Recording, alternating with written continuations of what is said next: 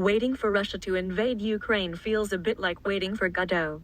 In this edgy reworking of Samuel Beckett's masterpiece, Russia's leader, Vladimir Putin, is cast, appropriately, as the restless Vladimir, while the U.S. President, Joe Biden, is the bowler-hatted Estragon, frequently dozing off. The play's central conceit is that the mysterious Godot, expected at any moment, never actually arrives. After Russia agreed last week to keep talking, Ukraine's citizens have reason to hope the crisis will turn out to be a comparably vacuous non-event, a peculiarly Putin-esque contribution to the theater of the absurd. The border standoff, which commenced in earnest in November, has lasted so long that the tea-leaf reading Biden reckons Russia has to do something. This penetrating mystic mega-analysis is not necessarily correct. No one, perhaps not even Putin, knows whether something will happen today, next month, or never.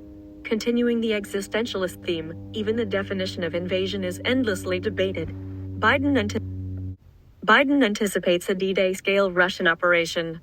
But many analysts expect any attack to be fast, covert and asymmetrical, using special forces, sabotage and cyber warfare, as in the Donbas in 2014. While this slightly surreal waiting game continues, it's possible and instructive to assess what damage has already been done, and which individuals and countries are winning or losing so far in Ukraine's phony war. For example, Annalena Baerbock, Germany's brand new foreign minister and co-leader of the Greens, has had a good war to date. Ignoring chauvinist sneers about her inexperience and gender, she faced down Sergei Lavrov, her grisly Russian counterpart, when they met recently in Moscow. In contrast, her boss, Germany's Chancellor Olaf Scholz, is having a miserable time of it. His prevarication over what anti-Russia sanctions Berlin may support, and his blocking of arms supplies to Ukraine, has raised wider questions about his competence and about German leadership in Europe. Having long resisted American pressure to scrap the newly completed Nord Stream 2 gas Baltic pipeline from Russia, Scholz last week appeared to cave. It's been an unlucky beginning for Angela Merkel's less popular successor. France's Emmanuel Macron, facing a spring presidential election, is struggling to reconcile his vision of European strategic autonomy with the reality of continuing dependence on NATO, amid offstage jeering from Britain's Boris Johnson. "We will never give up dialogue with Moscow," Macron declares. But his bridge building is repeatedly undermined by Putin's recidivism, symbolized by the 2020 poisoning of opposition leader Alexei Navalny. Undeterred, Macron continues to pursue de-escalation and a European solution.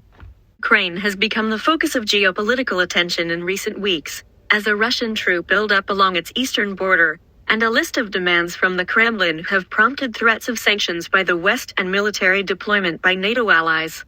Most recently, the U.S. has formally responded to the Kremlin's security demands, as attempts to defuse the crisis diplomatically continue. Why is Ukraine important to Russia? Ukraine was part of the Soviet Union before it collapsed at the end of the Cold War in 1991, and it borders Russia to its east. The disintegration of the Soviet Union left Russia with a vastly depleted population, territory, and economy. It also diminished Russia's superpower status. Now Russian President Vladimir Putin is seeking to reclaim some of that glory and undo some of what Russia lost in the Cold War. He has described Russians and Ukrainians as one people, a single whole. Does Russia want to invade Ukraine? Russia has repeatedly denied having plans to invade. But Moscow has massed 100,000 troops near the Ukrainian border and has been moving tanks, infantry fighting vehicles, rocket launchers and other military equipment westward from bases in Russia's Far East.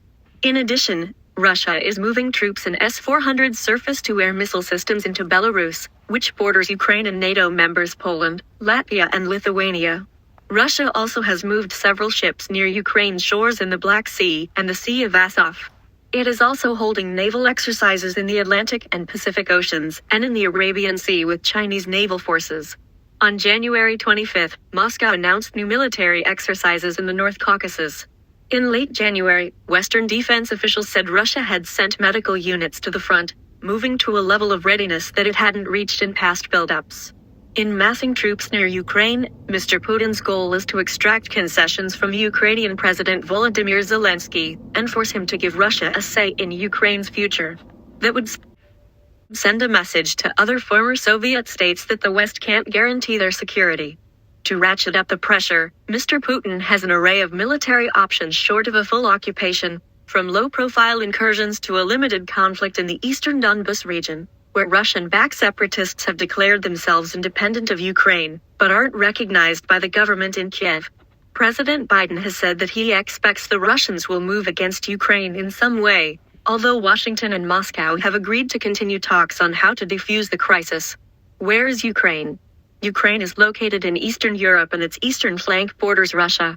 To the west, it is bordered by Poland, Slovakia, Hungary, Romania and Moldova, and to the north by Belarus. The Black Sea runs along Ukraine's southern coast. Ukraine, country located in Eastern Europe, the second largest on the continent after Russia. The capital is Kiev, located on the Dnieper River in north-central Ukraine. A fully independent launch a full-scale invasion of the entire country. America's top general says Russia has not mobilized troops on this scale and magnitude since the Cold War. The Russian Federation has amassed upwards at this time. U.S.S.R. Ukraine had experienced a brief period of independence in 1918-20, but portions of western Ukraine were ruled by Poland, Romania, and Czechoslovakia in the period between the two world wars, and Ukraine thereafter became part of the Soviet Union as the Ukrainian Soviet Socialist Republic, S.S.R. When the Soviet Union began to unravel in 1990 to 1991, the legislature of the Ukrainian S.S.R. declared sovereignty, July 16, 1990, and then outright independence, August 24, 1991, a move that was confirmed by popular approval in a plebiscite, December 1, 1991. With the dissolution of the U.S.S.R. in December 1991, Ukraine gained full independence. The country changed its official name to Ukraine, and it helped to found the Commonwealth shows of us Independent Russia in the States, east, and light blue-coloured countries are all NATO members. Some of them are former members of the Soviet Union, something Putin says is a broken promise. We won't move 1 inch towards the east, they told us. Slovakia and Poland to the west. In the far southeast, Ukraine is separated from Russia by the Kerch Strait, which connects the Sea of Azov to the Black Sea. Ukraine occupies the southwestern portion of the Russian Plain, East European Plain. The country consists almost entirely of level plains at an average elevation of 574 feet, 175 meters, above sea level. Mountainous areas such as the Ukrainian Carpathians and Crimean Mountains occur only on the country's borders and account for barely 5% of its area. The Ukrainian landscape nevertheless has some diversity. Its plains are broken by highlands, running in a continuous belt from northwest to southeast, as well as by lowlands. The rolling plain of the Dnieper Upland, which lies between the middle reaches of the Dnipro and Southern Buh, Pivdennyy Buh, or the Buh, rivers in west-central Ukraine, is the largest highland area. It is dissected by many river valleys, ravines, and gorges, some more than 1,000 feet, 300 meters, deep. On the west, the Dnieper Upland is abutted by the rugged Volyn-Podilsk Upland, which rises to 1,545 feet, 471 meters, at its highest point, Mount Kamula. West of the Volyn-Podilsk Upland, in extreme western Ukraine, the parallel ranges of the Carpathian Mountains, one of the most picturesque areas in the country, extend for more than 150 miles, 240 km. The mountains range in height from about 2,000 feet, 600 meters, to about 6,500 feet, 2,000 meters, rising to 6,762 feet, 2,061 meters, at 6,762 feet, 2,061 meters, at Mount Haverla, the highest point in the country. The northeastern and southeastern portions of Ukraine are occupied by low uplands, rarely reaching an elevation of 1,000 feet, 300 meters. Among the country's lowlands are the Propent marshes Polissaya, which lie in the northern part of Ukraine and are crossed by numerous river valleys. In east-central Ukraine is the Dnieper lowland, which is flat in the west and gently rolling in the east. To the south, another lowland extends along the shores of the Black Sea and the Sea of Azov. Its level surface, broken only by low rises and shallow depressions, slopes gradually toward the Black Sea. The shores of the Black Sea and the Sea of Azov are characterized by narrow, sandy spits of land that jut out into the water. One of these, the Arabit Spit, is about 70 miles, 113 km, long but averages To less launch than a 5 full-scale miles, 8 invasion of the km entire country. The Southern America's Buh top land general continues in says the Russia has not Crimean Peninsula. mobilized troops on this scale and magnitude since the Cold War. The Russian Federation has amassed upwards into the at Black this Sea time. is connected to the mainland by the Carpathians. The Crimean Mountains form the southern coast of the peninsula. Mount Roman Kosh, at 5,069 feet, 1,545 meters, is the mountain's highest point. Almost all the major rivers in Ukraine flow northwest to southeast through the plains to empty into the Black Sea and the Sea of Azov.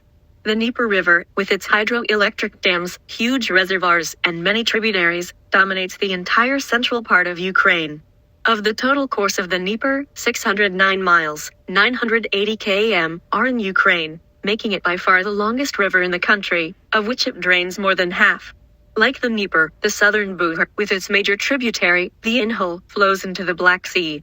To the west and southwest, partly draining Ukrainian territory, the Dnipro also flows into the Black Sea. Tributaries, the largest in Ukraine are the Stryai and the Zbrach. The middle course of the Donets River, a tributary of the Don, flows through southeastern Ukraine and is an important source of water for the Donets Basin, Donbas.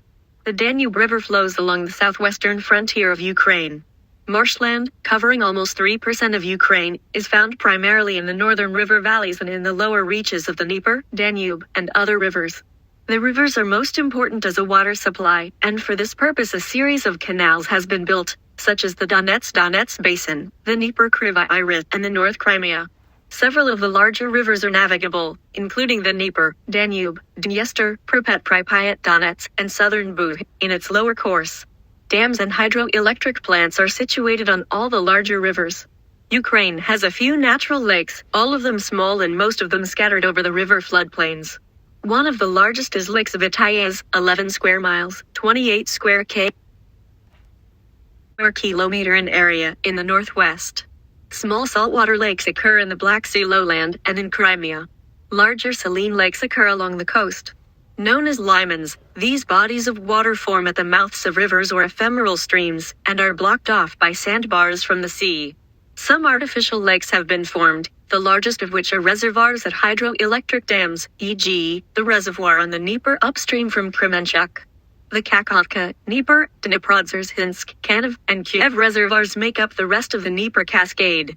Smaller reservoirs are located on the Dniester and Southern Buh rivers, and on tributaries of the Donets River. Small reservoirs for water supply also are found near Kryvyi Rih, Kharkiv, and other industrial cities.